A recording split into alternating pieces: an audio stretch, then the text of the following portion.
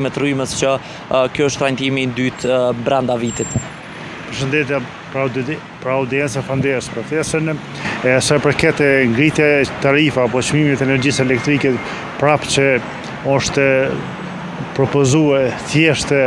nga operatorët i kanë dërguar domethënë projekt propozimet për ngritje të çmimit në ZRE,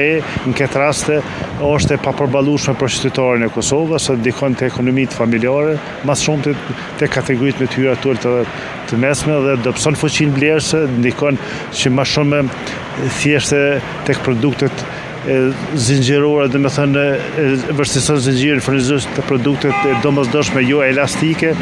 të cilët e vështirëson jetën dhe më shumë qytetarë, mirë po ndikon edhe tek bizneset, sepse i rrit kostot, i bën papërballueshme. Në këtë rast ZRE-ja duhet të jetë transparent, fair dhe jo diskriminuese, mos lejoj që çmime të paarsyeshme dhe çmimet duhet të formohen në disa mënyra, zakonisht çmimet e prodhimit formohen sipas kostos direkte, sipas elementeve të kostos direkte të mirëmbajtjes, të gjitha ato caktohet në çmim. Në këtë aspekt gjithashtu mund të kriju edhe çmimet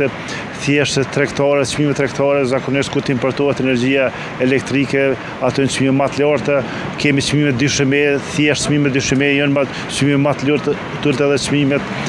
tavan, çmimet janë më të larta që është e papërballueshme. Nuk është rritë konsumi i energjisë elektrike për qytetarët, sepse shumë pak është rritë numri i qytetarëve të Republikës Kosovës si më rrit konsumi, edhe pse jemi sezon dimrit, të cilët kapaciteti të ngarkuar më shumë, konsumi është më i lartë, mirë po te kategoritë me tyra të pensionale, për shembull, sipas informatë të cilat disponojmë në teren tek qytetarët e ekonomitë familjare,